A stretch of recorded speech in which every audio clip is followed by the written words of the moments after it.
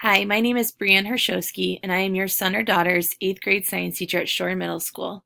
I'm sorry I could not be there tonight for Follow the Schedule night, but I wanted to provide you with a video to explain some information that you need to know for your son or daughter to have a successful year in the science classroom. As I said earlier, my name is Brianne Hershowski, and this is my 9th year teaching.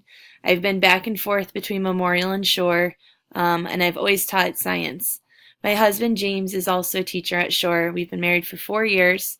In my spare time, I am the assistant varsity volleyball coach at the high school, and I'm also the head track coach at Shore.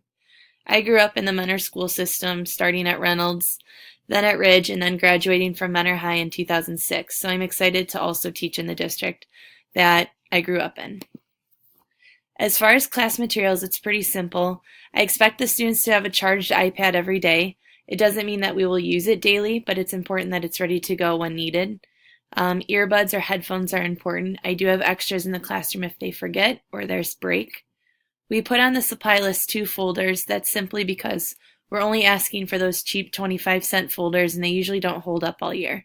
If they want to use a different type of folder, that's fine. Pencils are expected to be brought every day, and then also a spiral notebook for notes. As far as classroom expectations, I do not assign any homework. I think it's important that the kids are involved in other things after school and not having to worry about homework. So therefore, there will never be homework in my class unless it's something they do not finish in class. And usually everything that I plan should be finished in class unless they simply are not working at a good speed or they're not paying attention or whatever it might be. I do ask them that every day they need to work hard, be respectful, and always try their best. I know that, there's going to be days that they make mistakes. There's going to be tests or quizzes they don't do on, but I simply ask that they always give their best effort in class. I emailed home directions last week to sign up for Remind. I will use that for simple reminders when I update the gradebook or if there's a test or quiz coming up that the students and parents should be aware of. I'm very big on checking with missing work, and if a student is missing work, I will assign a study hall or lunch detention in order for them to catch up. And finally, any quizzes, tests, any information that you need to know will always be posted on the homework hotline. That is always emailed home. It will be on the Shore website, and it's available on Schoology for the students. Speaking of Schoology, this is the main resource that I use. It basically acts as a class website. Here will be everything that the students need to know or you need to know. And that's agendas, notes. I make a lot of video lessons in case students are absent or they need a refresher. Any class discussions we have, tests and everything will be on Schoology. This is also the place where they take most of their assessments. I like it because it gives instant feedback, and it's something that they've now been using for a couple years, so by 8th grade they're usually very familiar with it. But all of our little quick assessments will be done on Schoology so that they have a score right away, and then we can go from there based on scores. It's also the first place that students should look when they're absent. I keep the agenda on there. I also have a bin in my classroom where students can find any paperwork that they missed when they're absent. If you're having a hard time signing up, I do suggest that parents should be on Schoology with their students. We are looking into making sure that all parent codes are sent home, and that should be coming out soon.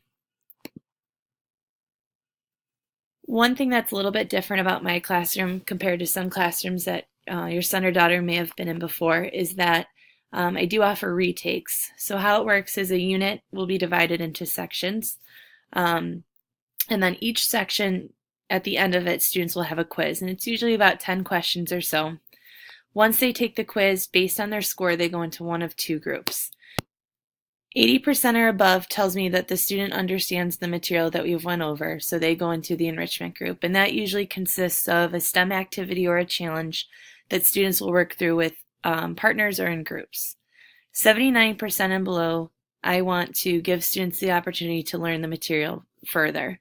It will usually consist of a mini lesson, whether that's just with me or a video lesson that I make, an opportunity for students to ask questions, and I can reteach different areas that we're confused on, and then an opportunity to study. The retake is usually the following day. Whatever score they get will replace. I do keep the higher of the 2 scores, but usually the second retake will be higher, so that's the score I take. It is not an exact copy of the original quiz, same concepts, just different questions. But it's important to me that they learn the material. So that's how I operate tests and quizzes. All of those section quizzes will add up to unit tests. So we'll have about 5 unit tests this school year. On those, there are no retakes, and then also on vocabulary tests, there are no retakes. The gradebook is set up with 50% summative, those are tests, projects, any final or big labs. 40% is formative, that's classwork, labs, and activities. And then finally 10% is for Achieve 3000. Every Wednesday, students do Achieve in advisory. When it is a science Achieve, if they score under a 75%, they do have till the end of the week to do a new Achieve for a new score. Achieve operates with if students hit a 75% on their activity, it means that they hit their Lexile. So for my class, if they score 75% or above on the activity, they get a 10 out of 10 on their Achieve grade in their grade book. So again, if they do score under 75% and you see that in Infinite Campus, please encourage your son or daughter to retake it because it replaces their score.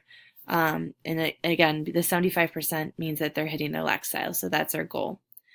If students are ever missing something or the gradebook's incorrect or they turn in something late, there's a grade update form in Schoology that they fill out. That lets me know that I need to update their grades, and one of the big important things that I let them know is that it does not mean that their grade's updated right away. This form I usually look at on the weekends, so I will update any late work usually on the weekends. As far as contact goes, email is definitely the easiest way if you need me for anything.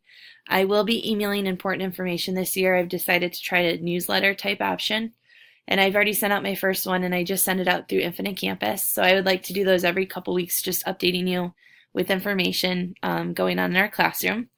If your son or daughter needs any help, I am available in the mornings. After school right now is hard with volleyball, but I am available if you need help at all. And then finally, for contact, students can email me or Schoology, but I'm here to help if anything is ever needed, so please do not hesitate to reach out. Again, I'm sorry I wasn't here tonight. I am looking forward to seeing you at parent-teacher conferences, and I hope you have a great night. Thanks.